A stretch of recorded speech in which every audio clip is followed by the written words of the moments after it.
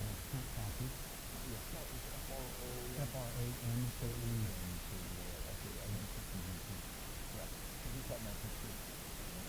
Yeah. That's awesome. I mean, just then makes connections, then you help, Yeah, build that relationship and that ability for us to move forward. Mm-hmm. So this is really cool. Thank you for trusting us and allowing us to be part of it. Sounds good. Good. So, you live in town? Yeah, I also spend on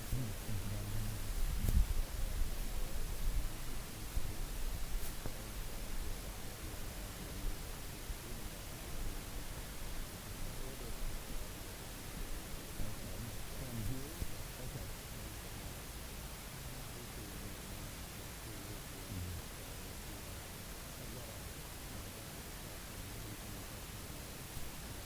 Okay, very good.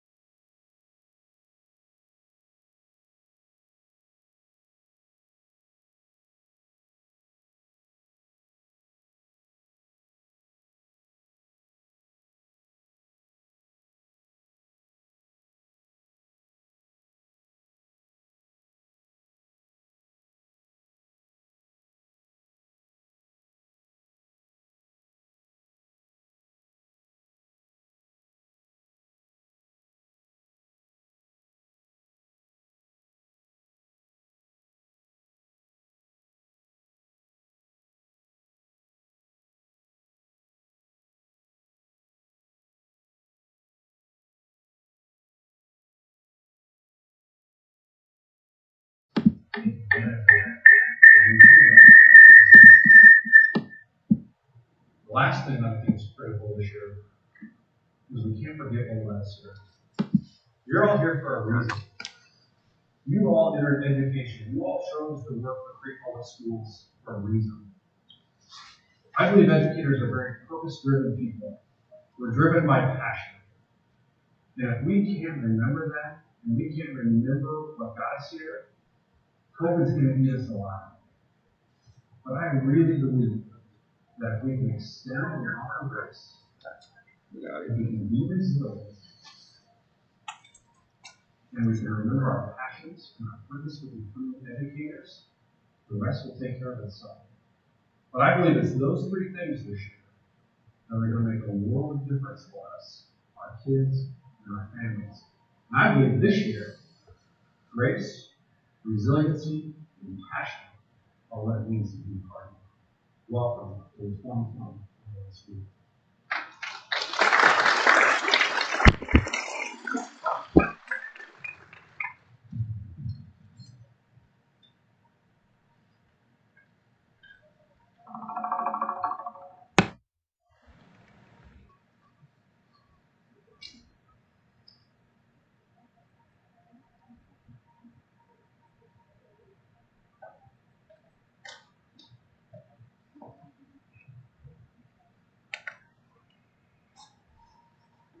Everyone. On behalf of the Board of Education, I just want to say, welcome back. You all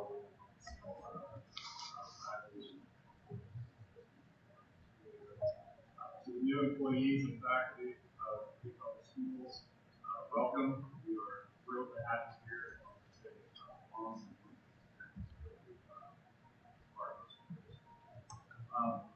Just to echo what Dr. Bell said, I struggled a lot with what should I say today, and what did you all want to hear?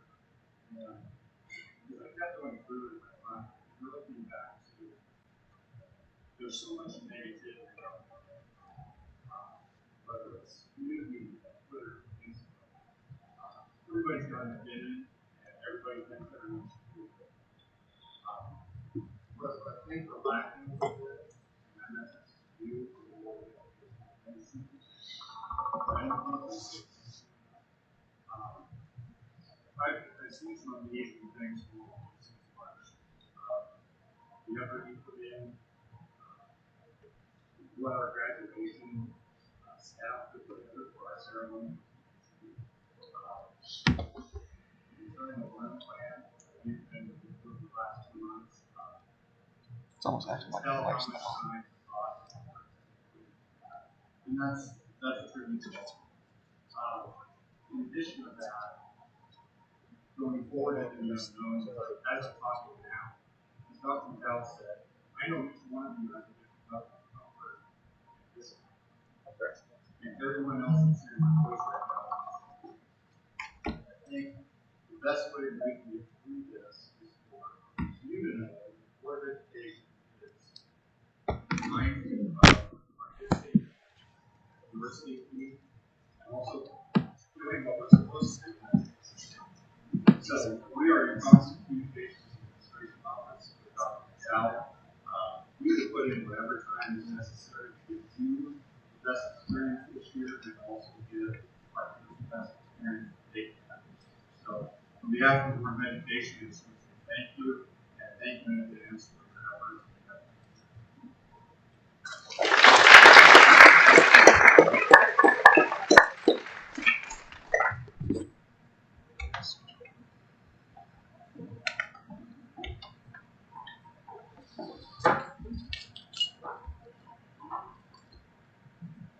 Good morning. Welcome back. My name is Jenny Peck, and this year, although I am not a new to Crete member, I do have a new role in our district. I am the Executive Director of Talent and Operations. What in the world is that? I have a few categories under me, and any of these areas I can help with, and at any time. And I can do anything. So my role entails maintenance, IT, HR, and technology.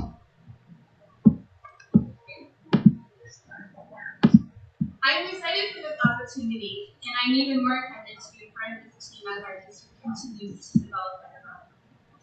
So, our next part of our presentation this morning is to honor our service awards to the teachers who have been with us for 5, 10, 15, 20, and even 25 years. That's pretty amazing. Administrators are, or student staff members are not that right, but when you do the addition to them, like our courses, you'll be able to know that your staff will be able to. All right, so our staff members who have served in public schools for 5 years: Dana Bennett, Spanish teacher; Rhonda Burke, Work to 3 special educator; Tiffany Crumlett, Kara Erickson; Brittany Rudy, second grade teacher; Brooke Bone, Lindsay Watt, EL teacher;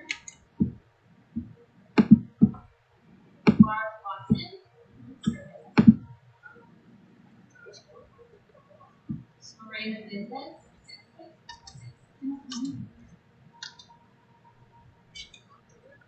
Jody Schleich, custodian at the middle school; Josh Williams, PE health and EL teacher; Betsy Kozichek, special educator. You have one Chelsea Dean, English teacher.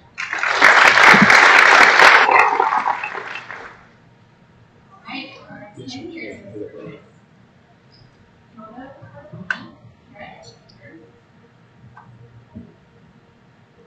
Sabrina Holkinson, art teacher;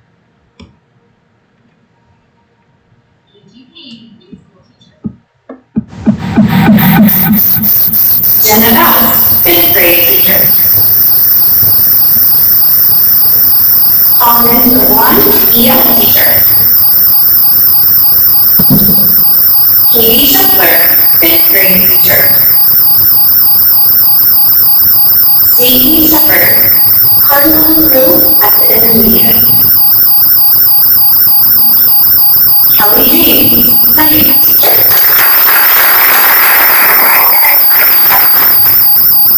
Jesse Knight, special ed head. Hey, 15 years of service. Amelia Bayhawk, Argonette.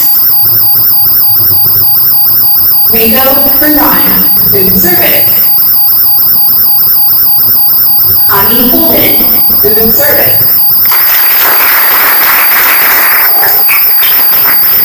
Diego Davis, preschool teacher. Amber Stern, EL teacher. Kodisha Miller, math teacher.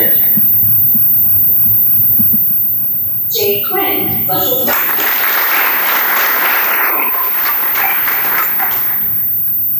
20 years of service. Anne Holling, preschool special education teacher. Lisa Fine, Crete intermediate principal. Carmen Castaneda, high school.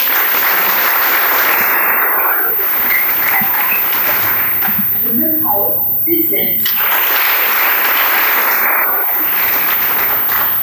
Olympia Garcia, para educator.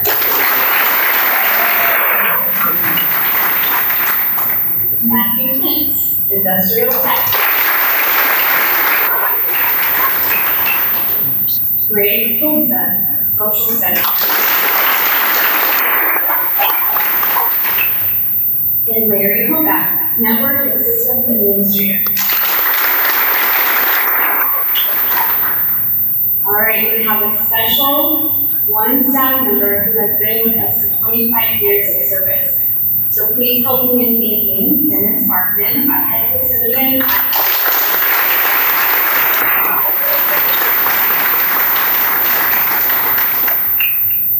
Thank you to all of those staff members who have dedicated their talents and service to Crete Public Schools over those years.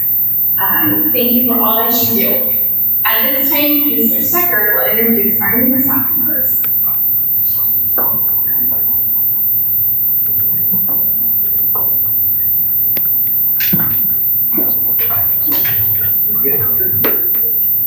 Thank you so much. Good morning, everyone. I am Sam. I am the new director of curriculum instruction and assessment. I got to hang out with a lot of you guys yesterday. And one of the things I talked about was trying to find a win every day.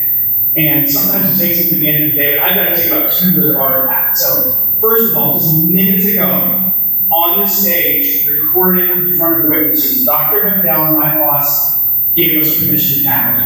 And I think he's speaking directly to me, so I'm going to take that duty off of you guys, because not on my resume when I applied for this job as former wrestler, bouncer, and cage fighter. So if we need to tackle him, I got it. Don't worry, I'll take care of it. Next thing I wanted to talk about. This morning I'm getting ready to go, and my wife's like, gosh, you look so handsome today, which is, that's like a confidence boost to have when you're going to be speaking in front of a group of people, and I'm feeling good, and then I'm walking out the door, and I get in my car, and I had my mask on.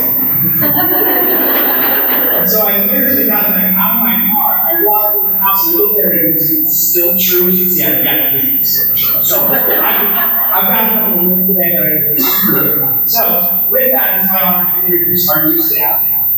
We have Sarah Sell, new assistant principal at the elementary school. Josh said there was accounting for the 2020s. Amanda Wiley, Crete Elementary Preschool. Riel Schneider, Crete Elementary First Grade. Courtney Shoggoff, Crete Elementary First Grade. Jessica Palmer, Crete Elementary Second Grade. Carmen Hesser, Crete Elementary Nurse. Mary Rose Schaff, Crete Elementary Health Aide. Danielle Rohr, Crete Intermediate Third Grade. Alexis Payne, Crete Intermediate Fourth Grade. Taylor Mitchell, Crete Intermediate Fourth Grade. Nyla Witzel, Crete Intermediate Fourth Grade. Good morning, Nyla. She was one of my first grads I had when I got over that before here. Alyssa Downs, Crete Intermediate Special Education. Daniel Hara, Crete Intermediate Hara. Jason Burke, Crete Intermediate Hara. Alexis Owen, Crete Middle School, 7th grade Social Studies. Amanda Steiner, Crete Middle School, Special Education. Mary Lee Free, Crete High School, English Language Teacher.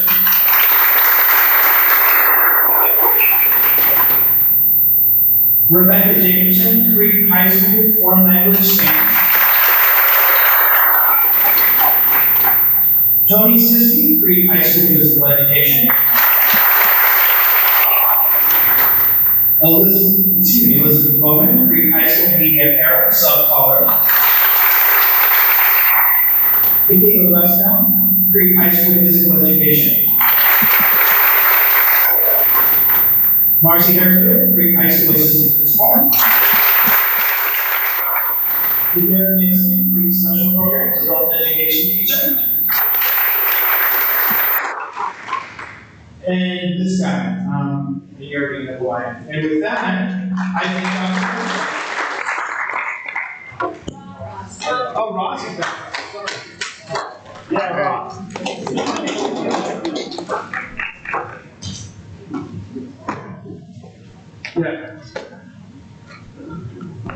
Yeah, actually, give Ross and that crew back there a big hand. There's nothing that probably raises my anxiety level more than when a mic doesn't work, or it's 8:10 and they're like, it's not quite ready, or but it never fails. They get it ready. It's working great. So thank you. They put in a ton of time to make this happen back there. I do want to spend about 10 minutes before we get to our keynote speaker, just maybe an update on our strategic plan. I think, this is my second year. We've welcomed so many new staff. I think it's important to go back and look at what we've accomplished last year, what's in the works, and what's coming up. I also think it's important to remember that we do have a strategic plan. It kind of maybe got lost in the shuffle this year. We had some other things going on. But I feel very confident in saying that everything that we were doing was directly tied to this plan. It's a 5-year plan. The Board of Education adopted it in 2018. It's still alive and well, and we are still going to do everything that we can to accomplish what's in that. So I think what's important to remember about a strategic plan, especially now, is it is our roadmap. I agree with everything that's in the plan about curriculum and instruction and leadership and technology. It's all the right work. I think the one thing we have to remember now is, given the circumstances, how we get to the end of that plan might look a little different, and that's okay, but it's still our plan. It's still our roadmap for how we're going to move Crete Public Schools forward. So in that plan, there's a set of beliefs, and there's a set of parameters, and what I like about that is that creates an even playing field for all of us. If you haven't spent any time, or you don't know what those beliefs are, please, sometime between now and let's say before kids come back on Wednesday, spend some time. Read those belief statements. Challenge yourself. Are you living up to them? If you're not, what do we have to do that, to make sure that we are? The other thing that's in there is a set of parameters. How are we going to operate as we work through this plan? Again, just spend some time. I'm not going to put them all up here for you today, but they're really good. And again, it creates that foundation, that base level for where we all should be in terms of working in Crete Public Schools and accomplishing what's set out for us in this plan. There's a mission statement, and last year I talked a lot about the mission statement. I think it's really important, and I keep drawing things out of it that just resonate with me, and to try to pare it down so that we're all headed in the same direction. And there are two things, well, maybe a little more than two, but really two big components of our mission statement that I think are vital. The first one up there, a global society. Now more than ever, I think we've realized that preparing kids to function and thrive in a global society is so important. Kids can literally work anywhere with people from all over the world. And last year I challenged you. If we are truly preparing kids to thrive in a global society, how are we as educators building our networks in a global society? Are we connected, not only in our country, but are we connected with other educators across the country, across the globe? And I think that's really important. If we're going to prepare kids to thrive in a global society, then we need to be connected and be thriving in a global society. And then the last part of our mission statement that I love, where all are challenged, empowered, and supported to reach their maximum potential. The word that stands out to me more than any of those is all. That includes you, that includes me. So are we going to be challenged? Yeah, we already are. If we do our job really well, I hope you feel empowered. And if you don't yet, we're going to go to work on that. And you're going to hear more about that in a little bit. And then supported. High level, I believe in high levels of accountability with high levels of support. And I expect that of me, I expect that of you. And I think that's reasonable. If our expectations are up here, that's great. That's where they need to be. And we want to do everything that we can to help you get there. Because at the end of the day, I want you to reach your maximum potential. Whatever it is you choose to do, right? Maybe your goals and your aspirations are to become a master teacher. Maybe you want to earn another certification. Maybe you want to do this for Crete Public Schools. Whatever it is, we want to support you and help you get there. So I think those two pieces are really important in our mission statement, which connects directly back to our strategic plan. Our strategic plan has 4 goals in it. 4 goals that we have to accomplish over the next 3 years, right? We're 2 years into the plan. We have 3 years. We have 2 years to go. 3 years to go. There they are. I'm not going to read them to you, but those are the goals. There's some challenges in there. Goals should be clear, they should be measurable, but this is what this plan is all about. There are 5 objectives. I think of objectives as in a strategic plan as bigger overarching themes to the plan. Not necessarily measurable, but a guide. There are 5. Again, this plan is on our website. It's all there. You wake up at 2 o'clock in the morning and you want to go back to sleep, pull it out, read it. Now, where do we get down to the nitty-gritty? In our strategic plan, there are 17 strategies. 17 strategies that have been identified that are going to help us get to those 4 goals. Of those 17 strategies, there are 97 tasks that we have to accomplish. So when I think about task, it's if we do this, we're going to get there. But a task is still too broad. So what we've gone to work on this year is how do we break those tasks down even further into subtasks so we can literally do this and then do this and then do this and then check it off and say, all right, we are well on our way. Subtasks, I don't know, if I had to guess, 400. But what we want to do is be very clear about it because it's our roadmap. It's important. Again, in 2018, the community, teachers, staff had input into what that plan was, and it is going to be our roadmap going forward. So what's in progress right now? Things that we are currently working on. The top one, it is in progress to implement a system-wide technology plan. And I talked briefly about this last year, but a system-wide technology plan. So we need to make sure that everything on the back end is working and working well, right? On the back end, we need to make sure wireless is the latest and the greatest. We need to seriously look at all of our systems. Here's a great example. It's a silly example, but we used to host our own Infinite Campus server, right? That was something that lived on site, that we had to maintain, that we had to control, that we had to update. Well, as we're looking at a technology plan that's in the future, we said, forget that. Let's host that thing in the cloud. Let's get it out of here. Let's take that off of our workload. And it's actually worked really well. The other thing that I'm excited to announce is we do have a 5-year technology refresh plan now. Here's the bad news, though. Every other school district in the country is trying to implement a 5-year technology plan right now, too. And so to buy a device, we can buy devices. It just takes a really long time to get them here.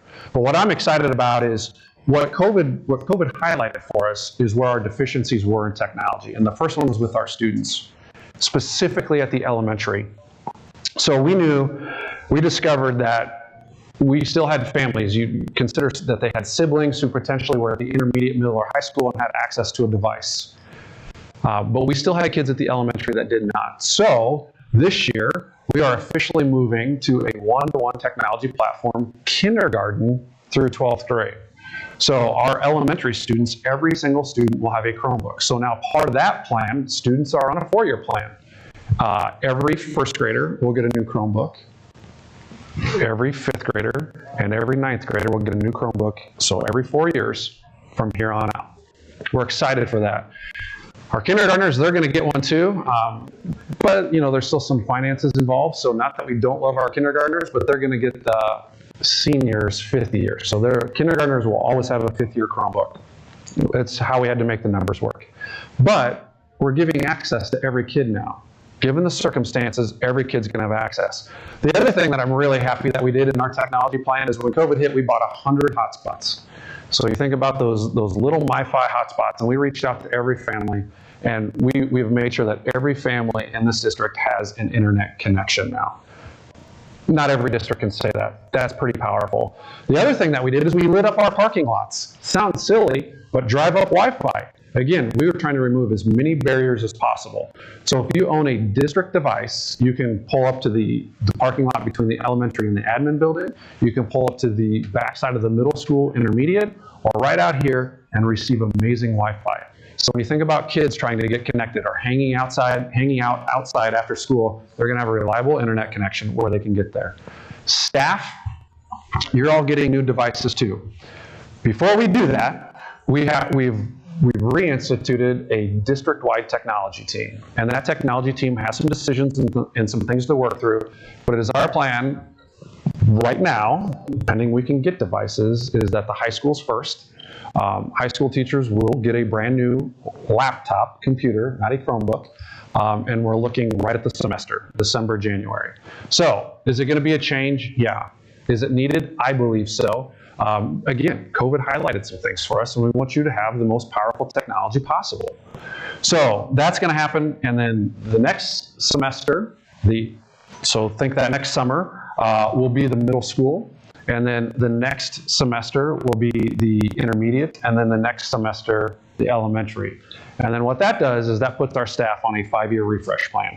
So now I can look you in the eye, and pending we don't have some crazy budget thing, because I can see Megan down here looking at me going, don't make promises you can't keep. So with the caveat that the financing is there, and we believe that it will be, and we have a great budget in place, is that I can look a teacher in the eye and say, every 5th year you're going to get a brand new device, no questions asked. Turn it in, you get a new one. Our labs will be updated every 5 years. That's important, and that's in the works. Create a vertically aligned curriculum. Right? Sam's working on that. We started that work. High school English teachers, you did amazing work. And what happened when COVID hit, you all looked at me and said, hey, we're ready. We did this curriculum work. We know what kids are supposed to know and be able to do. Unfortunately, you're the only group that made it through. So Sam already has a schedule in place to pick that work back up, because as he describes it, curriculum instruction and assessment is, it sounds really cool, CIA, but it's not there to sound cool. It's there for a reason. Curriculum comes first. And if we have a good curriculum with good instruction, assessment will take care of itself, and we're working on that. Leverage staff expertise. This is our first year that we had a formal mentor-mentee induction program. Again, was it perfect? No. Will it get better every year? Absolutely. And those of you that are part of that, you've provided feedback, but Mrs. Beck, in her new role, within a month on the job, put together an induction program to leverage the expertise of our staff here to help new staff get acclimated and do a great job. Streamline online digital tools to effectively communicate with you and the community. Our website, our new website, should go live any hour. Right? We're literally just waiting to flip the switch. It's one of those things that it just makes me a little nervous. Like, again, it's not going to be all there. It's not going to be complete. So if you find errors, if you find missing information, you got to let us know. But I think you'll really like it when you see it. It's much cleaner. It's much easier to find information. I think our families will appreciate that. In the next 60 days, our district app will come out. And that district app you'll be able to download from the App Store or the Google Play Store. Families will be able to download it and have instant communication with us. The next piece to that, again, think about that plan being a 5-year plan. The next piece to that is you being able to leverage that as a classroom teacher and as a building to effectively communicate with families. And we have some things to work through there, but we're getting there, and that's in progress. And then the last one, build a strong culture of student, staff, and family community engagement to overcome barriers. That is directly linked to the ShotGo project. And there's been a lot of work that's gone on there. And if you look at that strategic plan, in that strategic plan it says, explore the ShotGo building and see if it can become a welcome center. And that's exactly what it's going to become, is the welcome center for Crete Public Schools and the community of Crete. So the one-stop shop for everything Crete Public Schools. Excited that there'll be some awesome new professional learning space in there, a new boardroom. It's going to be an amazing facility, but most of all, what I'm most excited about, it removes a barrier for our families. Right? I told you this story last year, but it's important. When we moved here, fortunately, our family could easily navigate the fact that I had to go to 2 different schools to fill out 2 different sets of paperwork to register two kids in 2 different buildings. Not all of our families can do that. And so we want to take away every barrier possible to get families connected to us and to this community, and that's exactly what's happening here. So those are in progress, right? We're working on those. And while it's not easy to check off, there are big chunks of them that are done. So what's coming up in the future for our strategic plan? This whole idea of formative and summative assessment. I know that if I were to ask each of you to define formative assessment, I'd get 75 different definitions, and that's okay. That's where we're at right now. What does it mean to summatively assess in this district? Again, think about CIA, curriculum first, instruction, and then assessment. So that's the last piece for us to work on. Implementation of sound instructional practices. We're working on that on various levels across the district. I think the foundation to all of that is the instructional visioning that we worked on last year. And then the last one, this whole idea of grading and reporting. How do we effectively communicate to kids and to parents what our students know and are able to do? Right? And that's a really big task. That will be a really big undertaking, and that's going to require a lot of heavy lifting from all of us in order to do that. So those things will be coming up in the future. Really, when we think about what's in progress, what's in the future, that's the strategic plan. That's 5 years worth of work. I know we can do it. I'm excited for that work. Again, because of the people in this room and the people that are out there that would be a part of that work and invited to the table to help us accomplish it. That's our roadmap. Right? So given the circumstances, given the weirdness that it is, we still have a clear direction on where we need to go and what we need to accomplish. How we get there might look a little different now. All right, now, for other than, and here's the deal. So I've known Mr. Stecker for a long time, and he's not lying that he's a cage fighter and an MMA fighter. That's real. I've watched him fight, and it scares me to death that he might actually tackle me. So other than that, this is probably the best part of today and what I'm really excited about. And I'm going to read this because it's powerful and it's impressive. So it's my privilege to introduce our keynote speaker today. Actually, I see people doing this. Before I do that, everybody stand up, including you out there. Stand up.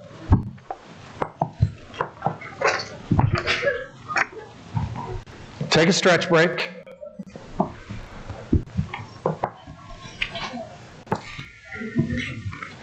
Turn to somebody, tell them they're awesome. Don't give them a high five. See some elbow bumps, that's okay.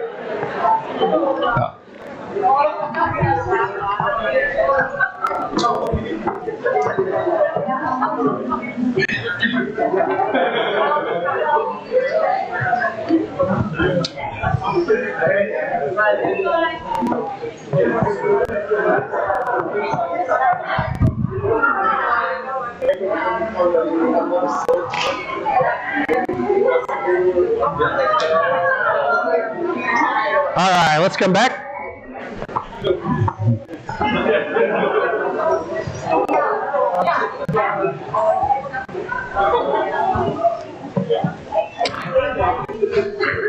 All right, here we go. Bill Ekstrom's primary passion is growth, especially how coaches and leaders impact the growth and performance of individuals and teams. This passion inspired Bill to launch the Excel Institute, a research-based organization that works with leaders internationally to help them better understand, measure, and elevate coaching's impact on performance. Excel's science and programming on the role of the coach has been changing the behaviors, activities, and performances in diverse industries, from athletic teams to academics to businesses around the world. Bill began his management career in 2000 at a medical equipment company and climbed the ranks to become the U.S. Director of Sales in just 3 years. In 2004, Bill accepted a job as the Senior Vice President of Business Development for a publicly traded healthcare organization. By 2008, the organization's stock price had doubled and new sales revenue had grown by 280%. Later that same year, he founded the Excel Institute. As a result of his experiences, his company's findings, and his public speaking skills, Bill's work as a keynote speaker is internationally renowned. Audiences have called him profoundly authentic, highly entertaining, and more. Bill is most proud of the fact that the material he presents is rooted in Excel's research and hard data, no motivational fluff. He has presented to hundreds of groups and is a popular guest on podcasts and shows around the world. Bill was invited to the TEDx stage in 2017, and his talk entitled, "Why Comfort Will Ruin Your Life," was the fastest growing TEDx talk in the history of the event. Growth is also what inspires Bill's philanthropic life, especially his involvement in therapy dog work. He and his Labrador Aspen work together at senior living homes, children's hospitals, and anywhere the presence of Aspen's wagging tail and soft soul can bring a smile.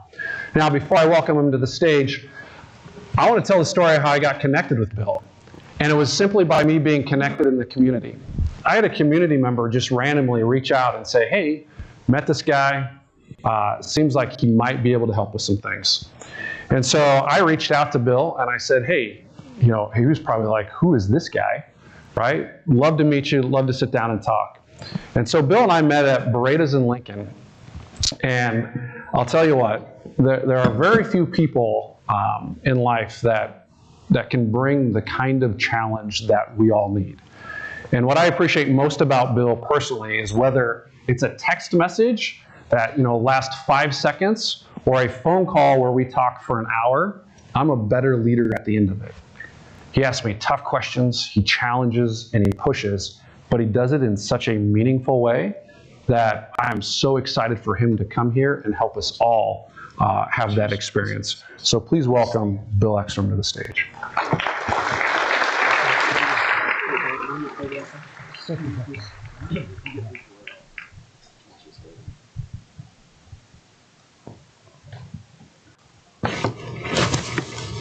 Am I wired? I'm on.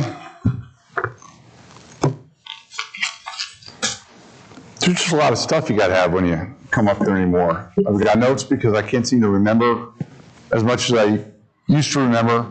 One of the things I've determined is that kids, of which I have 3, are ram suckers. I dumped my youngest daughter off at her first day of, no joke, middle school. She had never worked a padlock before. She gets her padlock issued to her, go to her locker. There's this is at Irving Middle School, hundreds and hundreds and hundreds of them, right? We find her locker. I show her how to open it. Literally, I'm not at a locker again until the day we're cleaning out a locker at the end of the school year. I remember the combination and the exact locker. Now I can't remember what I had for breakfast. But I do remember what, and by the way, somebody said, hey, Bill, it's kind of tough to follow people that are really good on stage. Or somebody said, hey, you're going to follow superintendent? I would say, hey, no problem. But after listening to you, this is somewhat challenging and intimidating right now. What was it? Passion, resiliency, and grace. Passion, resiliency, and grace. Well, here's what I promise you. I have passion. I have passion for what I do. I'm probably arguably as passionate about our forthcoming work with Crete schools than of any project we've ever done. Because the opportunity here to touch hundreds, if not thousands of lives is greater than it is with most organizations with whom we've had the opportunity to work. I am certainly resilient because, Sam, where are you? Okay, so he walks out the door and his wife says how handsome he is. I have 2 or 3 of my kids are girls. I walk out of the house, I walk downstairs, I get this comment, that shirt, Dad? Ooh. Yeah, so that makes me resilient, and then all I ask from all of you is that you have grace with me by the end of this next 45 minutes or so. Is that fair? This is like the participation part of today's program. If I ask a question, that means what? Please answer it. Okay, homework, watch closely. So, here we go. Am I too far? Yep.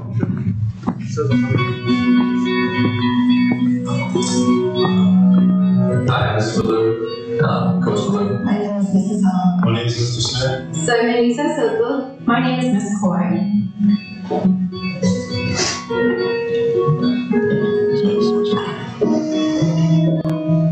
You never turn it off. We become a family, and they are my kids. I've been taught a lot of things from the mouths of 10 and 11 and 12-year-olds.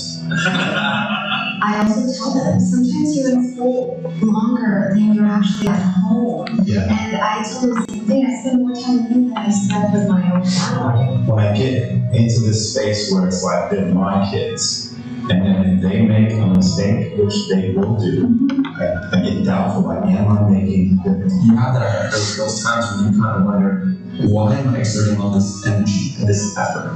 And I did get left out sometimes. I don't know any teacher in my life that made a difference, in which I go, that was a great lesson. I think about the ones that made a difference to me as a person. And so when they mess up, the perfectionist in me takes it very personal.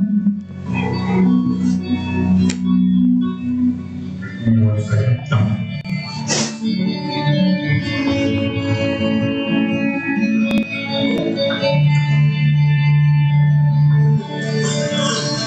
What?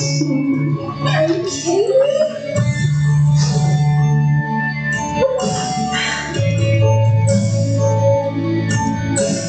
Oh, snap, we're into the day.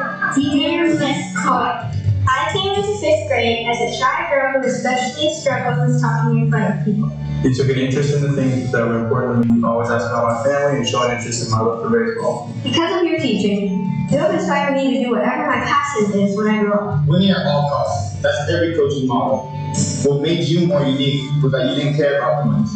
You wanted us to be better individuals day by day. I remember whenever I got stuck in a problem and I thought I just couldn't do it, you said, it's not that I couldn't do it, I just couldn't do it yet. Tú eres mi favorito maestra, pero no sé qué hablas inglés. Thank you for making the past year great, and I can't wait to spend the next 8 months with you.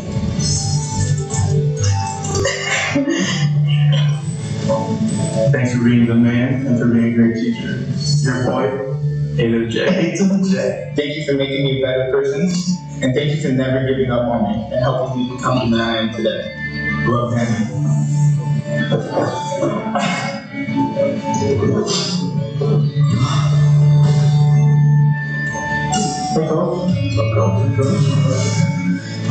We appreciate your dedication and effort you put towards us. We thank you for not just making us better basketball players, but better men. Thank you, Coach.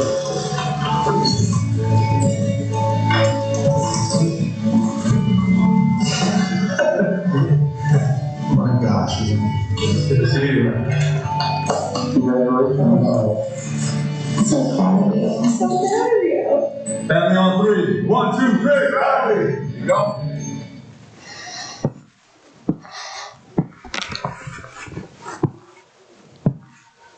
Hopefully by now everybody's emotionally involved in the day. But we can't just let that go. So here's a little project for you. If you've got something to write with, great. If not, you're going to have to use your phones. I want you to answer a question for me. And the question I'm going to ask you specifically is this. What does it feel like to be taught by you? What does it feel like to be taught by you? Then you can substitute the word coach in order to feel like to be coached by you or led by you. But if you're a teacher, I want you to think, what does it feel like to be taught by you? Just take a minute and write something down. Go ahead.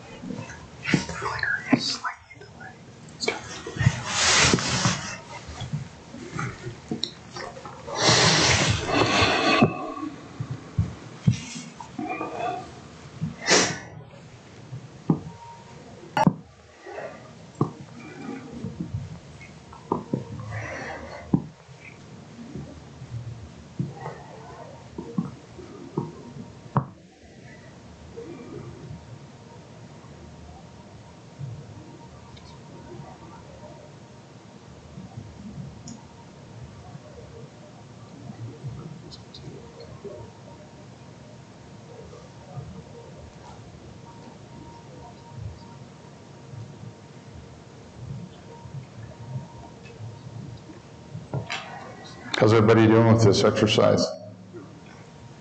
How many of you have done this before? Anybody?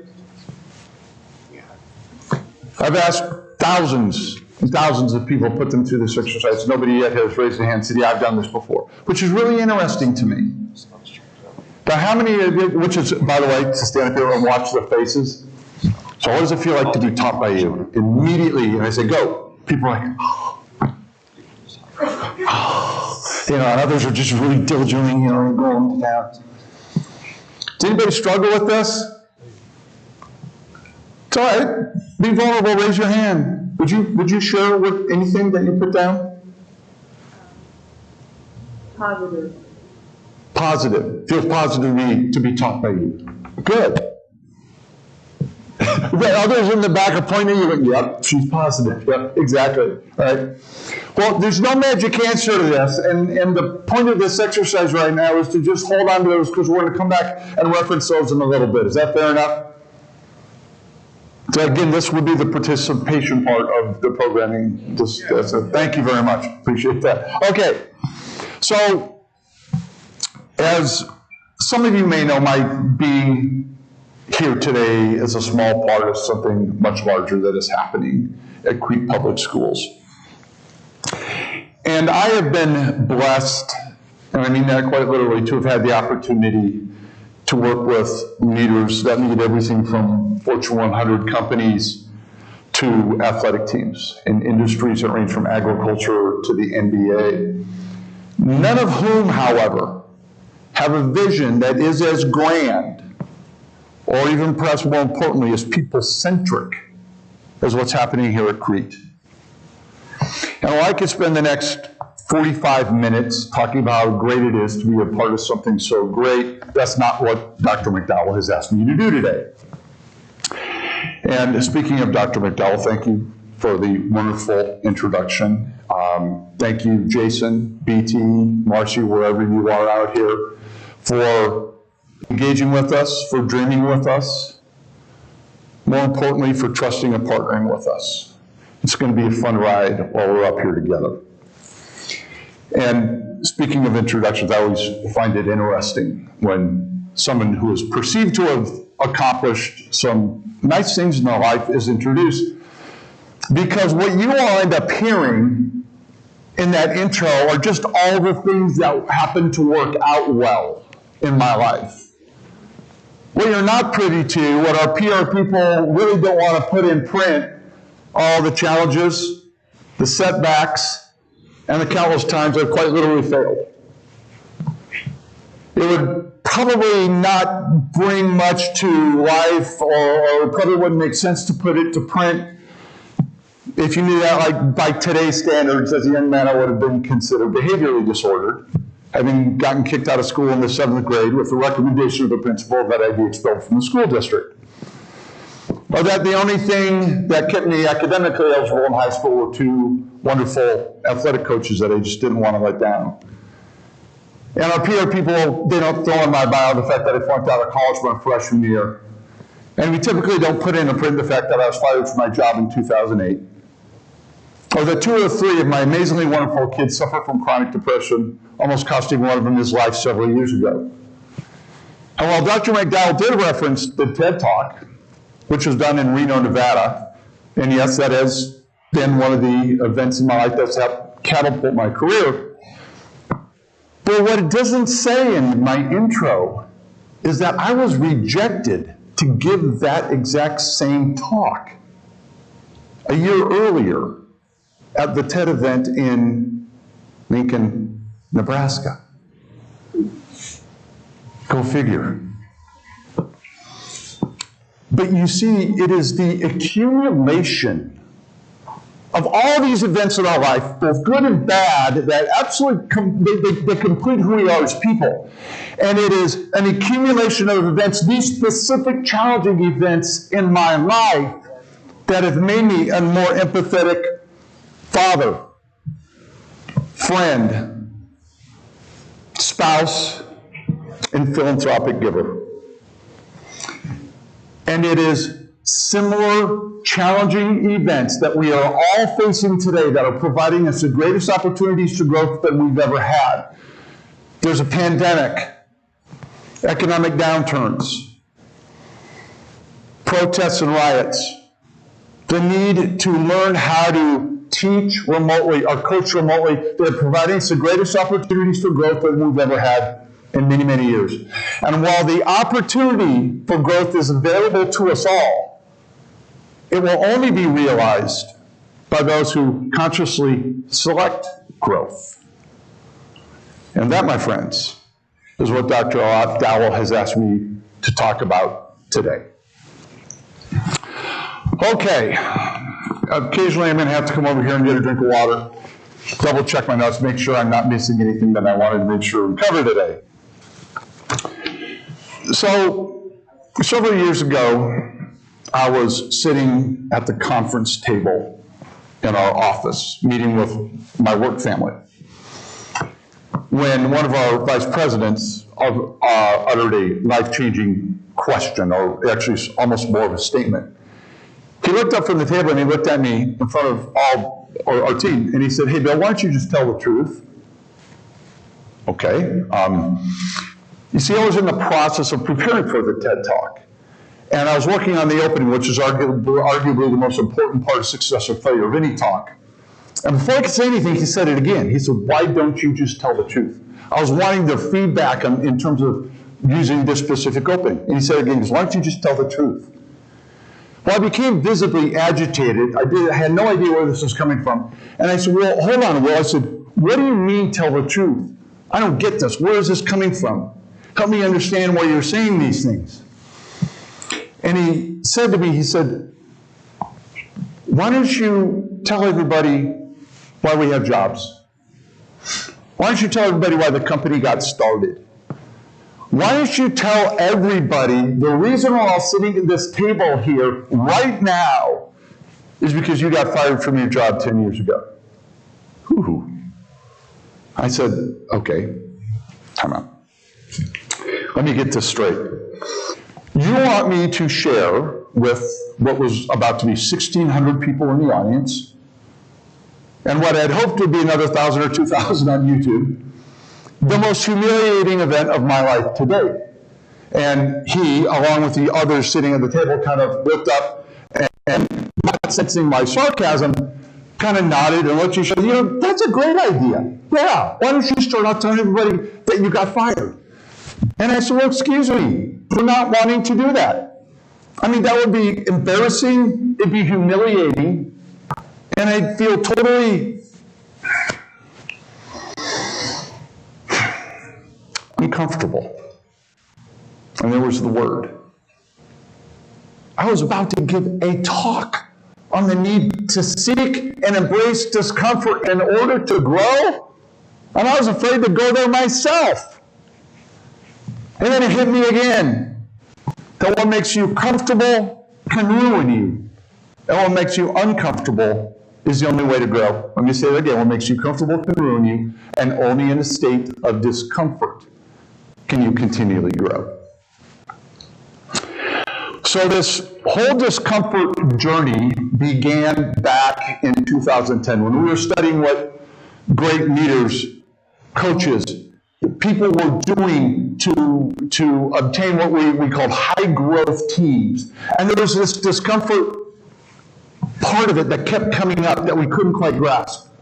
And it was on this journey to figure out how we were going to explain discomfort that we ended up developing what turned out to be a global model for not just something that helps us understand how discomfort and growth are inextricably linked, but how environments have even as much, if not a greater impact on our growth than anything else. And before I get to and share this model with you, let's just take a couple minutes and let me share with you what I mean when we talk about environments.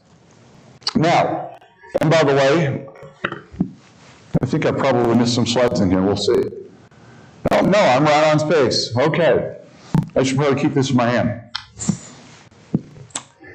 Environments are our perceived surroundings that shape living things. Everybody got that? Our perceived surroundings that shape living things. Now, here's what's important to know. I'm going to get a little sciencey on you. Any science teachers in the audience? No science? Oh, over here, we're good. We got science. All right, good. Please don't correct me on this stuff, okay? So, perceived surroundings that shape living things. There are three primary forces that dictate our environments. These forces are cultural, physical, and social forces. They're around us all the time. Social, cultural, and physical forces. Okay?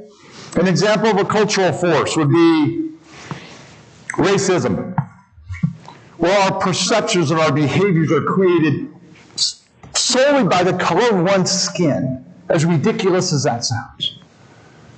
An example of physical force that shapes living things would be a forest fire, right?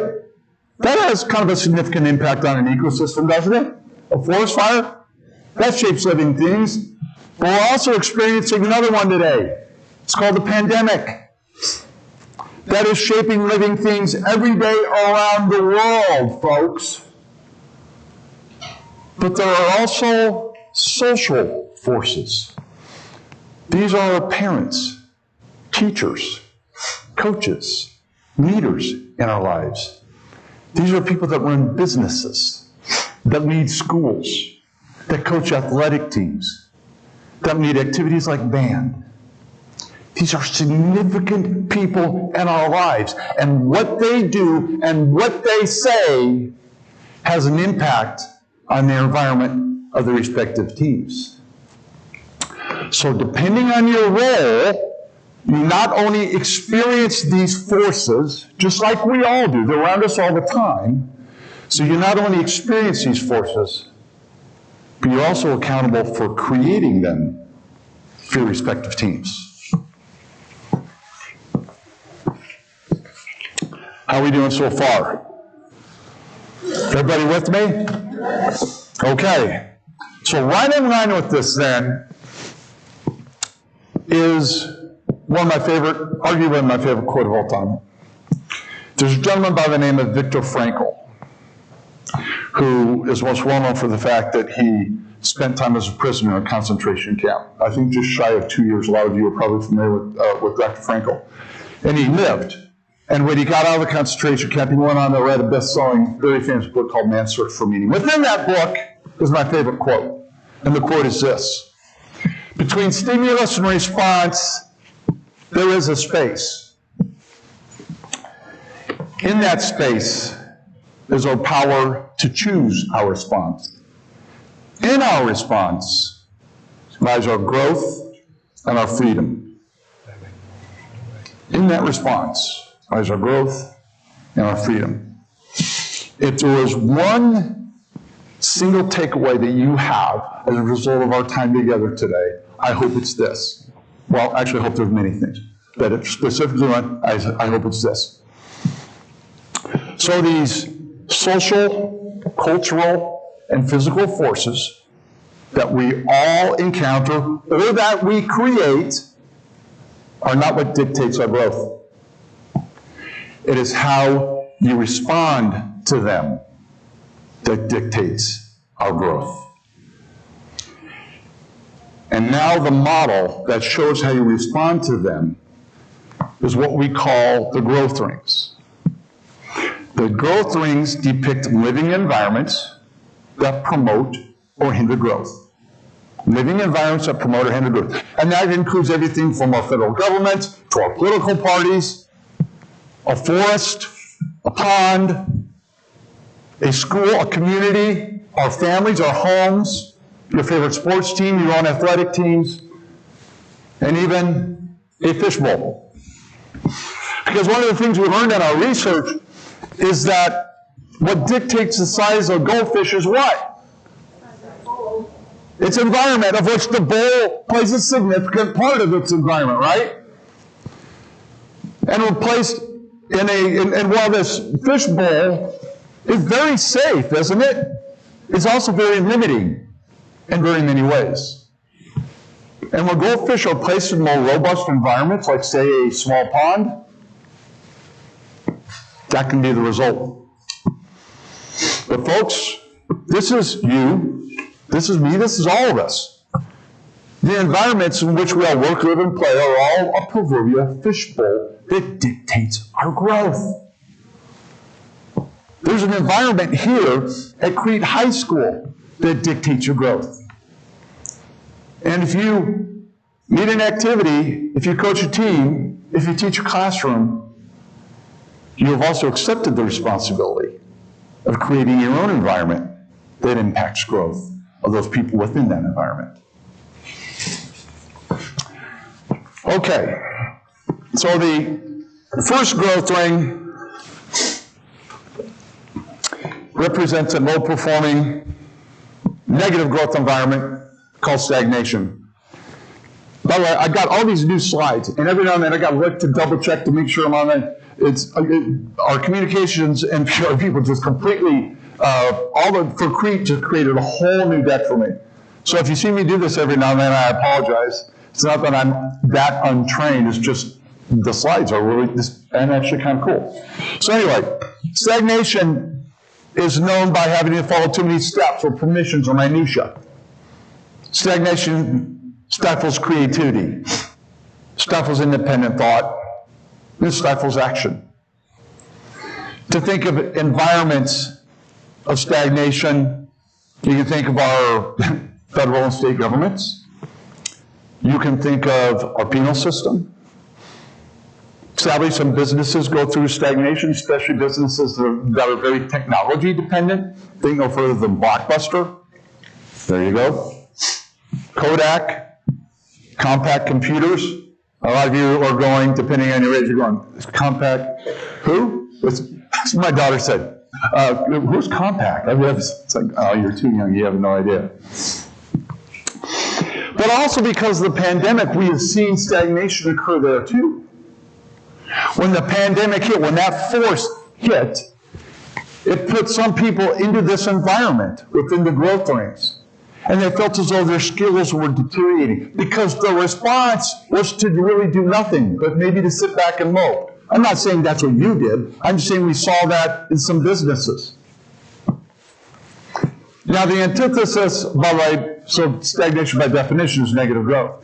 The antithesis of stagnation is an environment called chaos, which is also low growth and low performing. Chaos can be caused by internal or external events or conditions. We see chaos occur in natural disasters like the floods of last year. Chaos is having no control or understanding of inputs or outcomes. And it typically triggers what we refer to as one of the 3 F's: fight, flight, or freeze. Now keep in mind, those are all feels.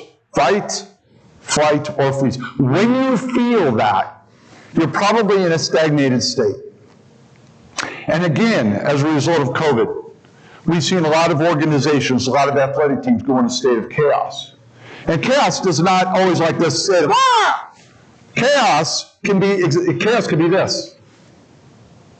I'm afraid to do anything. I don't know what to do. That can be chaos as well. And what's really interesting, when we studied organizations in some of our pandemic research and its impact on teams and organizations, one of the things we realized is that organizations that had people that didn't feel like they were in a state of chaos, here's what the leaders within those organizations did. They communicated in a timely fashion. They communicated with empathy. They acknowledged the challenges that they were facing, and they shared a plan. That sound familiar? When people within those organizations felt like they received those things, they didn't go into a state of chaos. And we'll share in just a second, which ties right into this next growth ring, where they went. So coming back down the growth rings next to stagnation is the most desirable environment, which is called order. Order is knowing that what you do or what is happening in your environment leads to a predictable outcome. Does that make sense? And it's predictability that makes us comfortable. Think about that. It is predictability. It is knowing what's coming next that creates comfort. That is also what makes order so dangerous. Now, having said that, not all order is bad or evil. By definition, order is known inputs leading to consistent outcomes. Known inputs leading to consistent outcomes. And this applies to every living environment and every living thing, even my dog. Meet Aspen, everybody. Certified as a therapy dog right here in Crete, Nebraska. right here in Crete, Nebraska. But if Aspen had it her way, she would choose comfort how many days a week? Exactly, 7 days a week. She would want nothing more than to follow me around, lay down on her rug, be petted, and go for a walk. And of course, be fed. That is her life of total comfort. But if that's all we would have done, if I had allowed her to stay in that order, she never would have become a therapy dog. And had she not, think about the lives this little sweet soul would not be touching today.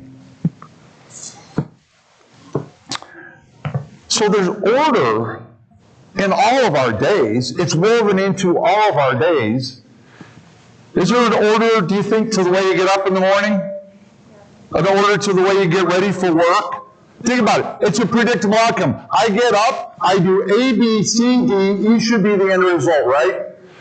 I eat, I do these things at home, I get the kids ready, whatever we have to do, and then it leads to a predictable outcome of getting out the door on time, right? Then you get in your car, you drive to work, you take a certain route. It takes X number of minutes. If I follow that route, it leads to a very predictable outcome. Getting to work on time. It's not that order is bad, it's not that order is evil, it's just that there's no growth there. But you don't care about growth when you're getting ready in the morning, do you? But here's what's scary about it, is there's also an order to the way you think about people. We know that. And there's also an order to the way then you treat people. And science shows that anytime you do the same thing over and over again, or think the same way over and over again, it creates deeper and wider neural pathways in your brain, and you eventually stop growing. Any strength coaches in the audience? Any? None? Track coach maybe? Anybody work out? What does it mean to plateau when you work out? You don't lose anything from gaining, you just level. You quit growing, right? What creates it? Your body gets used to what you do. Because I'm doing what? The same thing over. The same thing over and over and over again. It's really weird. Psychologically, we are trained in our brains to seek comfort. Our bodies, though, start to go backwards if we make them comfortable for too long. Psychologically, physiologically, these things all apply. But don't confuse order with process or structure or discipline. Don't confuse it with process, structure, or discipline, because those are in place to help us grow, to create growth, right? You have curricula, structured curriculums that are designed to do what in terms of growth? What are they designed to do? Say again? To move you forward, to progress, to increase intelligence, skills, right, in specific subjects. In athletics, we have drills, we have processes and structures in place to improve skill sets and improve and grow endurance, right? Makes sense. Now, what was I just? I just forgot where I was. Hang on just 1 second. How's everybody feeling so far?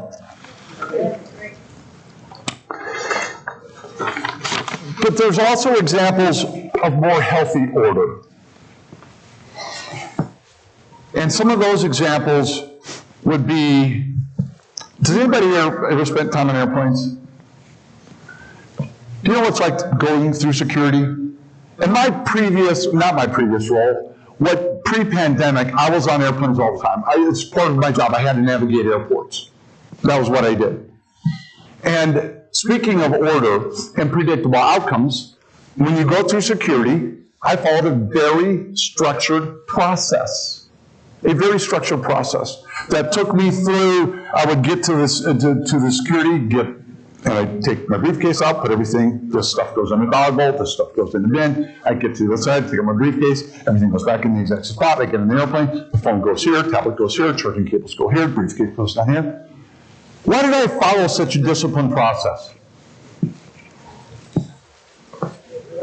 What's that? It worked. Because it worked. What? Define it worked. Meaning what?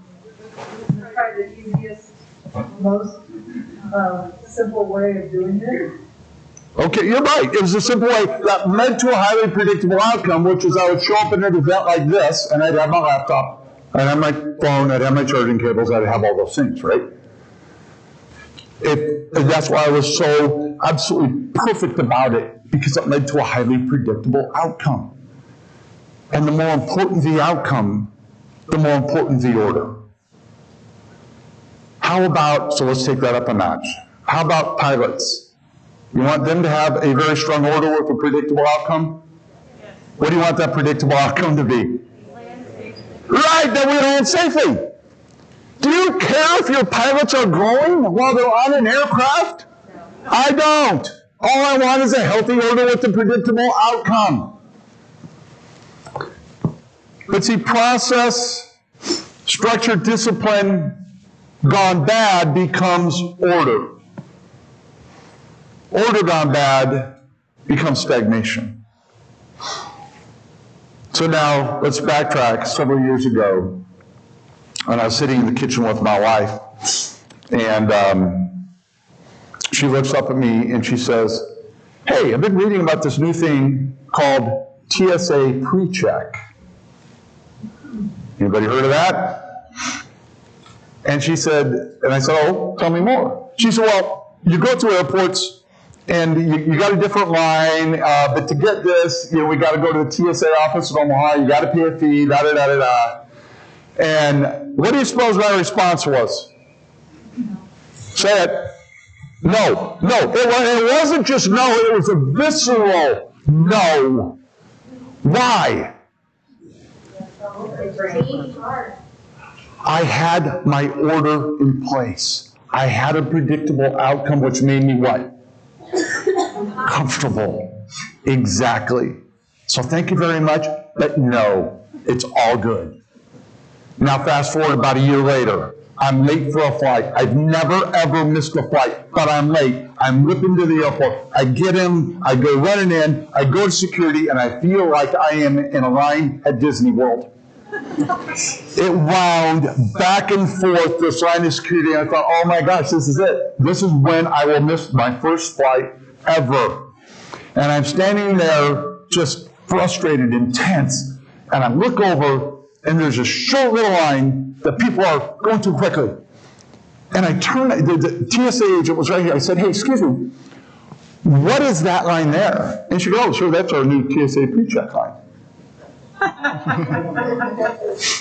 My order that led to a very predictable, comfortable outcome, it just turned to what?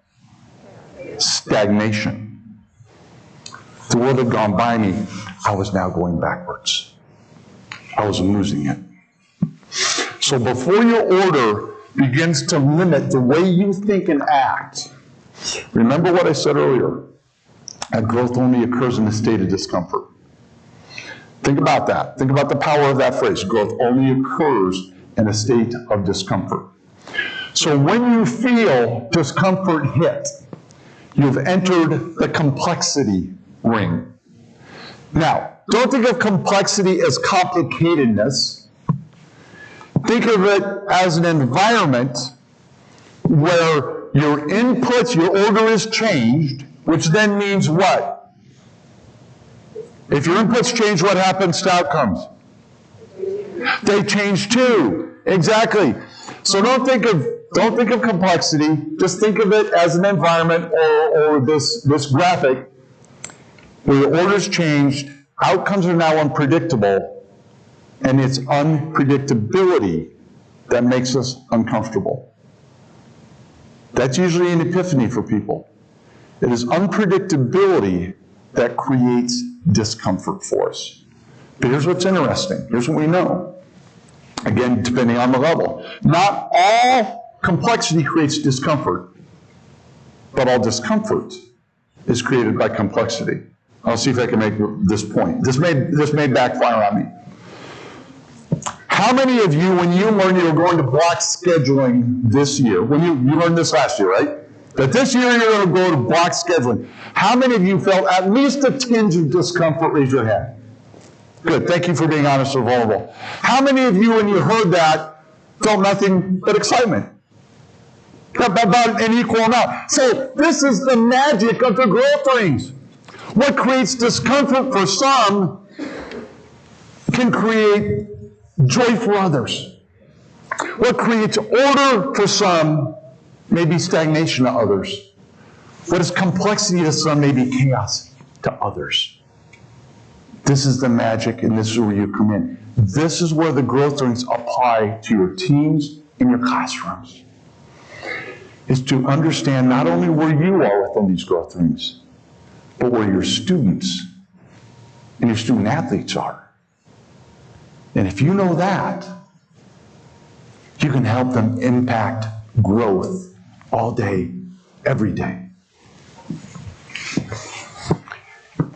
And while I know your visceral response to discomfort is not usually no, but heck no, right? You have to learn to not just embrace it, but at times seek it out. Because if you don't, you're limiting their growth. And you can consciously, actually, you can learn to consciously acknowledge discomfort because it is a feel. I mean, all pain is a feel, right?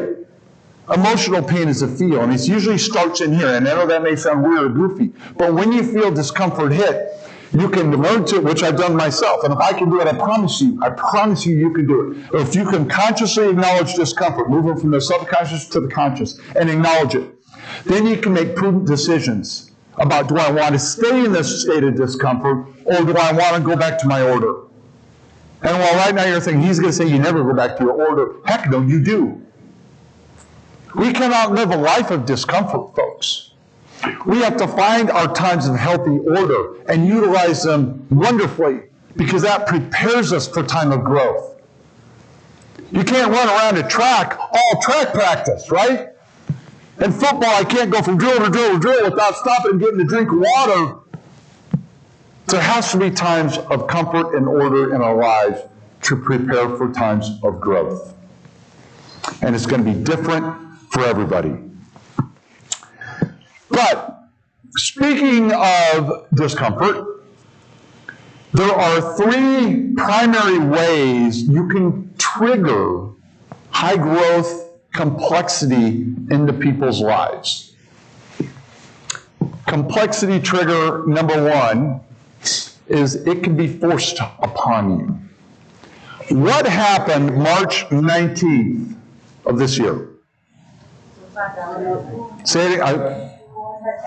School shut down, March 19th. Did you have a choice? No. It was forced upon you. You didn't have a say-so, did you? And you're probably thinking, okay, gee, Bill, that's really cool. What's the growth in that? I'll come back to that. In January 8th of 2008, I got fired from my job. President calls me into a conference room. We sit down. We just wrapped up a great year. And he says, we're making some changes. We're restructuring, and your job's been eliminated. Great, what am I going to do next? Thinking that I had another. And he goes, no, you're out. Excuse me? You're out. I didn't have a choice. Complexity was forced upon me. I didn't say, nah, I'm not going to accept that. It's kind of like Trump not accepting a subpoena, right? Nah, forget it. I'm really good. You'll find me downstairs still working here in just a little bit, by the way. That's not how it works. It was forced upon me. So where's the growth? It's how you think about it. It's how you respond to it.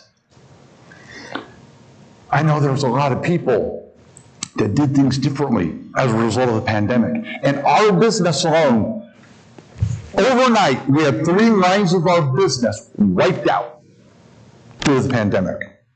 Gone. My speaking, not in any order. Number 1. Number 2, we put on a big national event called Coaching Summit every year. Gone. Which, by the way, was supposed to be in April. And number 3, we put on regional events throughout the country every year, and sometimes internationally. Gone. How do you respond to that? Guess what? You restructure, you redo. And the funny part is, we are on target to do some things in our business that we've never done before. We will be able to touch from our lives and we've never touched before, simply because we didn't sit back and say, woe is me, this sucks, this is really too bad. We said, what opportunities does it unearth? What opportunities did this pandemic unearth? Complexity trigger number 2, you can trigger it yourself. Anytime you do something differently, it's not only going to likely have an instant difference, it will always have a down the road difference. And you never know sometimes what that will be. In 1994, a young mother found herself in an abusive marriage. And in her mind, the future was very ordered. It was very predictable what was going to continue to happen. I think that's me. So she triggered complexity by taking her young daughter, and not only moving, but moving out of the country to a different country, specifically Scotland. Well, in Scotland, she triggers complexity again. She can't get a job. She doesn't have any real true skill sets. She's unemployed. She's on welfare. So she triggers complexity again by deciding she's going to pull out this book that she'd been working on for over 5 years, that she hadn't done anything with for quite a while. Then she finishes the book. She triggers complexity again by going to a publisher and saying, hey, I've got this book. What do you think? Publisher says, nah, not you. She goes to another publisher. She says, here's a book. Would you publish it? And then, no, rejected again. Goes to a third one, rejected. She goes through 12 of them. She's rejected every single time. She triggers complexity again by going to the 13th publisher says, you know what? We will take your book on one condition. You change your name. Because we don't think this kind of book would sell well with the woman's name as the author. So Joanne changed her name to J.K. and the Harry Potter series was born. And J.K. Rowling, by the way, which I didn't know, having sold well over 5 million books now, is one of the wealthiest women in the world. She's a very amazing, remarkable woman. Complexity trigger number 3, someone can help you get there. Folks, this is the parents, teachers, coaches, and bosses in our life. This is you. This is you. Because we know, left on our own, and this is why I have a coach too, when we're left on our own, we have a tendency to go to our order, to our routines. We have a tendency to fall back to what we know that leads to predictable outcomes, and we then need to be pushed in the complexity to continue growing. And I've got 5 times 2 stories all on this, and I think that paints this very well. One's very personal to me. So my youngest daughter she picked up a tennis racket when she was 12 years old, and she never put it down, which, if you're a tennis player, that's really, really a late start if you're going to start playing tennis. So she picked up this tennis racket, she never put it down. And she got good enough to where she was invited to leave high school early and go train full-time at an academy down in Florida, which, talk about complexity for her mother and me. When one of your children says they're junior in high school, hey, I'd like to move and leave you guys and not come back for my senior year. How many parents in here? Okay, what's your order for your kids, right? No, you're going to be a senior. No. You have homecoming, prom. We wanted to be those obnoxious parents that sat at the tennis matches. And that's her daughter. Yeah, that's her view. That's what we wanted to do. So our order was different, right? That was very predictable in our eyes. And when she says, no, I want to move to Florida, that was so uncomfortable for us. We had to cancel senior pictures. We had to change doctors. We have to do things like find you a dentist. We got to figure out how you're going to finish high school online. Well, anyway, all that is to say that her primary coach was also, ironically, a student of our work. And he understood how these growth things came into play, especially when it came to athletics and coaching. And so I got to do monthly check-ins with him.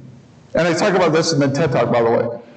I got to do monthly check-ins with him to check on progress. So I'll never forget the time. I called him up. I said, hey, Lee, how long, so we were talking about Maddie. I said, hi, by the way, how long has it been since you've been pushed into chaos?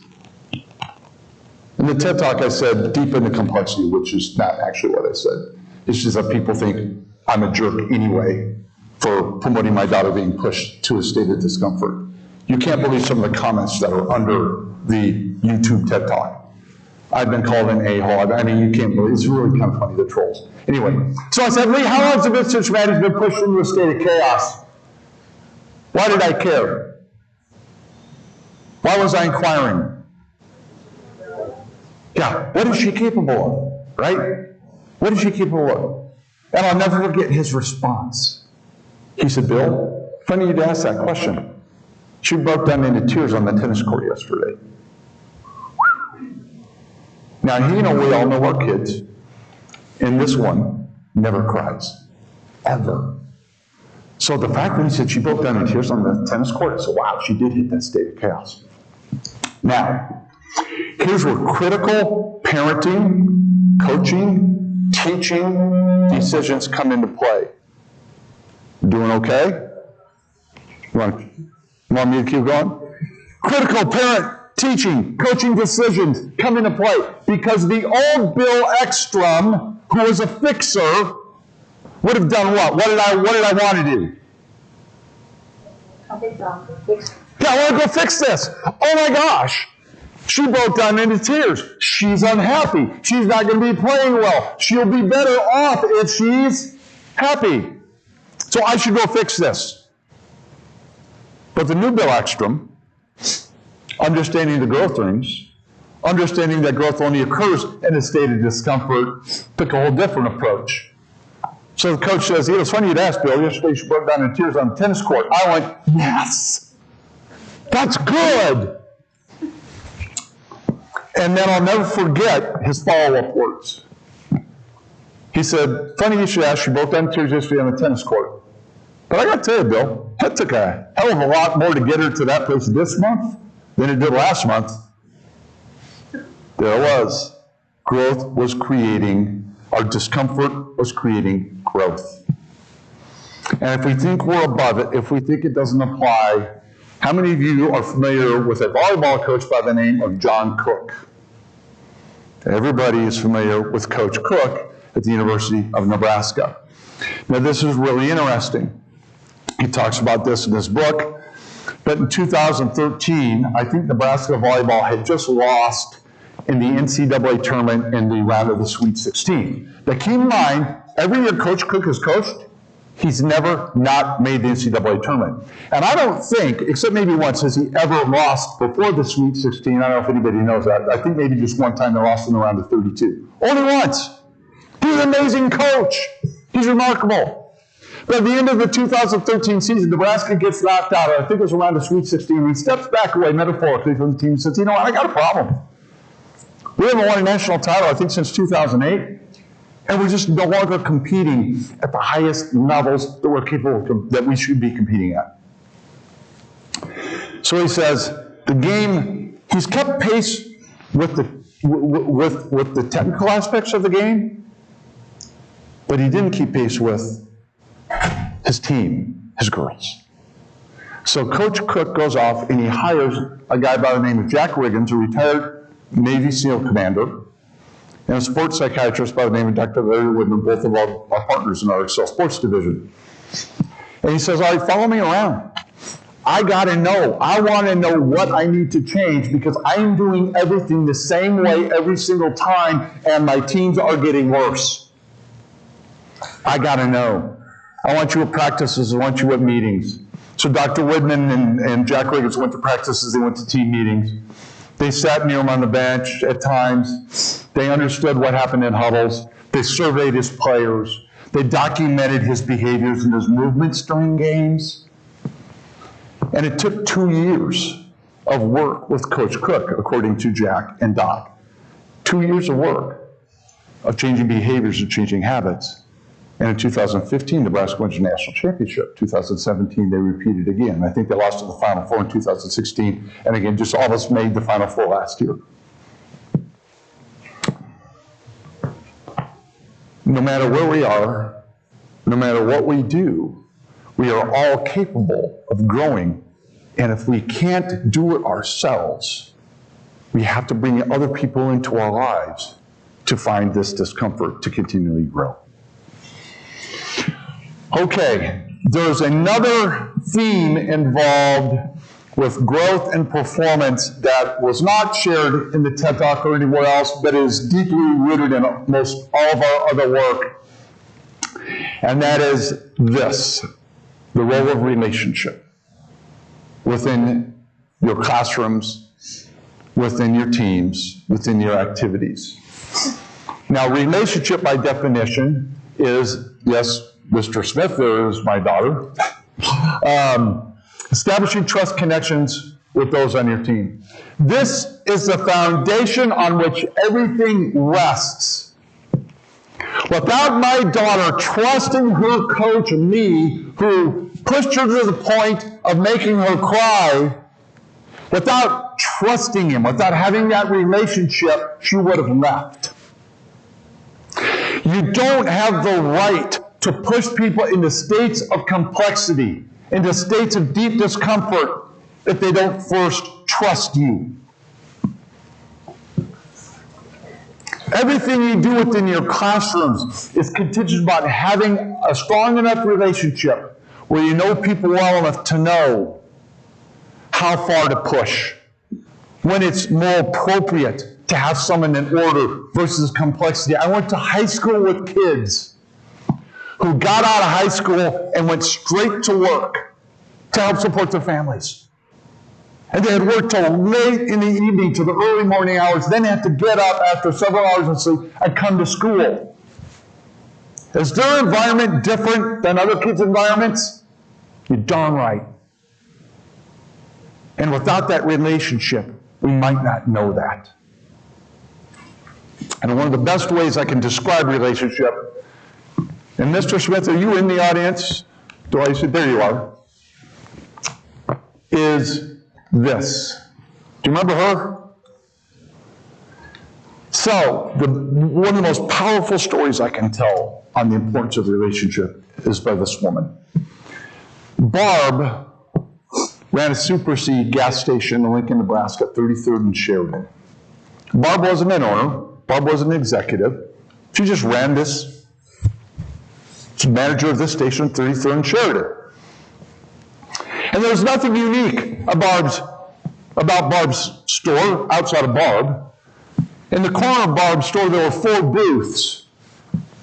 And Mr. Smith, you could probably attest to this, on every single morning, not any given morning, on every single morning, there'd be somewhere between 4 and 24 people in there, packed in these booths, drinking one of our 6 sucky flavors of gas station coffee.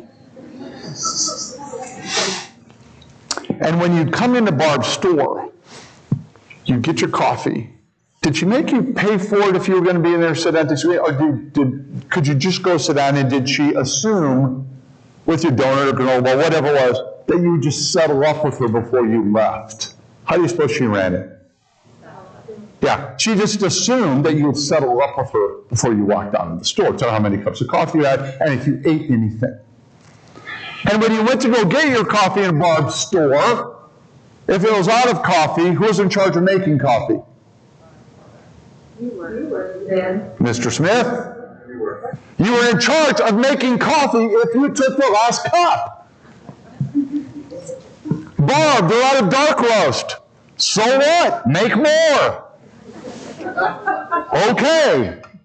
And when you go in to pump gas out by the gas pumps, you put the thing in, the nozzle in. If you hit pay inside, it would emit a beeping on the cash register. Beep, beep, beep, beep, beep. You would have to go to the cash register, hit clear and enter, so gas would go to the gas pumps. And if Barb wasn't behind the counter, who was in charge of going behind the counter and clearing the cash register? The customers were. I know this because I was trained to do this. And on winter days, and we all here in Nebraska, sometimes it depends on where I am. So in Nebraska, we all know this. On winter days, or the back to school, on the way to school, on the way to work crowd, people run in and get things in, come in and out. They would track snow and slush and mud in the store. Who do you suppose it was that asked Barb to put a mop and bucket by the front door so they could keep her floor clean for her throughout the morning? Who did that for her? The customers. Exactly. So, how much did Barb pay her customers to help her run her store? As a matter of fact, what happened? They paid her to be in that environment. They paid her to be a part of that environment. And here's what that environment was. You couldn't walk into Barb's store more than once or twice, and she'd say, I'm sorry, I've seen you in here before. What's your name? Well, hey, Bill, I'm Barb. Nice to meet you. Where do you live, Bill? I know that house. Did you just buy that house? Yeah, you're neighbors to the Schmitz, aren't you? Good. Do you have any children, Bill? What are their names? Do you ever bring them in? I'd love to meet them sometime. Great. Are you married? Does your spouse work out? So what's your wife's name? Wonderful. Hey, I tell you, why don't you grab a cup of coffee and come on over and visit with us? Wes, scoot over. You're always talking to booth. Come on and say, first one's on me. She would get to know you. She'd get to crawl inside your life. She knows Barb's daughter died of suicide when she was about 20 years old. And Barb, knowing that my oldest son has depression, there's not a time I could come in there and I'd be paying for something at the counter. And she'd lean across, almost like she's going to divulge some huge military secret. She'd lean across, she'd say, Bill, how's Will doing? Is he on medications right now? How's he getting along? Is he working well? She would start to dig in and probe, right? This is the woman at the Super C store. We have an intimate relationship, just like she did with everybody in her store. And if she's able to create this in an environment where people have to pay her to be there, what are you capable of creating in your classrooms, on your teams? The power of relationships allows you to know where people are within the growth rings, and then when to move up or back to maximize the growth of that person. Okay, I have one more question. By the way, all my photos, sans the goldfish, stock photo, all real photos, all real things. Gotten to do some wonderful work with the University of Nebraska women's gymnastics team and Coach Heather Brink. It was one of the more powerful pictures I've seen. The intensity and the love that comes from Coach Brink before one of her athletes hops on an event. So I started off the day by asking you a question. What was the first question I asked you and had you write down, which was what? Say it again. What? Thank you. What does it feel like to be coached and taught by you? Okay? I got one more question for you. I want you to complete, and then we'll wrap up. How am I doing on time? What do you want it to feel like to be taught or coached by you? Now take a second and answer that question again. What do you want it to feel like to be taught or coached by you? Go ahead.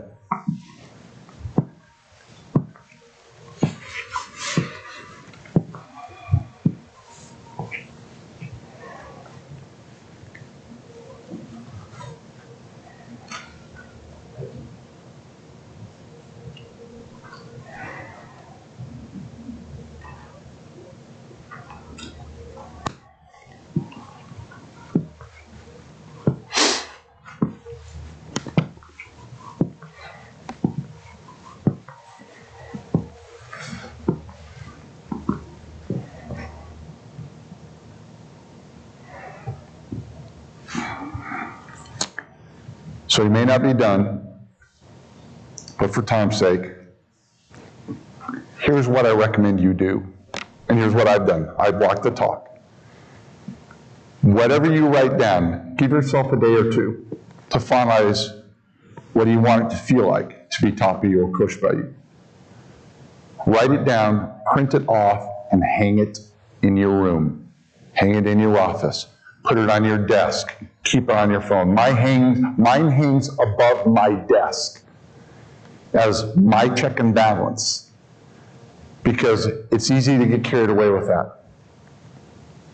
And if at times you don't behave, or you're not coaching, you're not teaching the way that you want to, use that. There's one time I got off the phone with a colleague, hung up the phone, looked up, saw that hanging on my wall, and I called her back. And I said, hey, I'm sorry. Can we start over? That is not how I should have been working with you through this issue. Never would have done that if it wasn't hanging on my wall. And by the way, she still remembers that event. Okay, watch closely.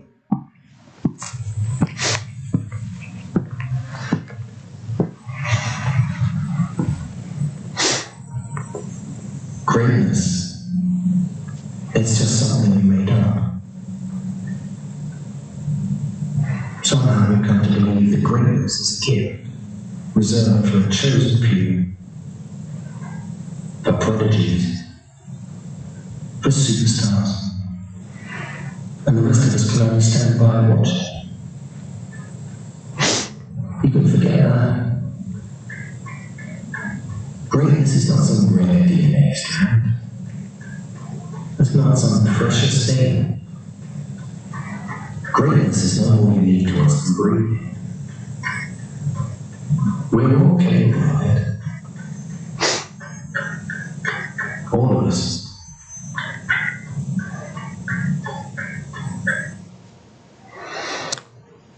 There is not just a wonderful message here, and I hate to use a shoe company, which is Nike, to relay a closing, but it is so perfect. Because while this talks about greatness, has anybody here seen that ad, by the way?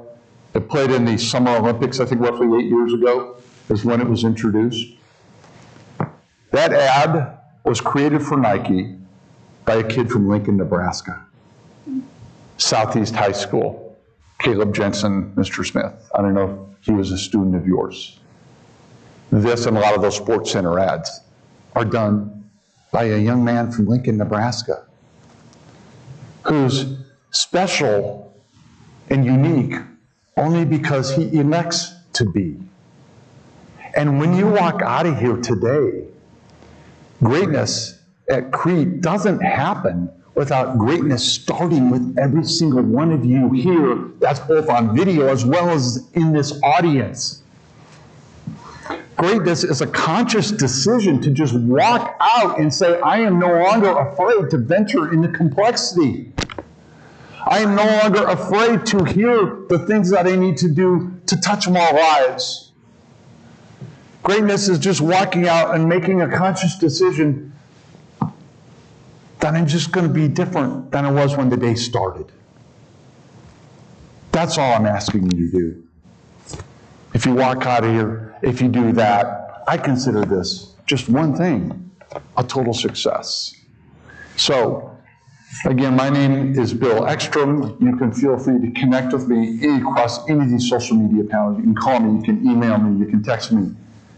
You can connect with me on these. I love it. There's never been a person I haven't responded to. I want to thank you all very much for allowing me to be a part of this day. Let's go out there being comfortable and change some lives. Thank you very much.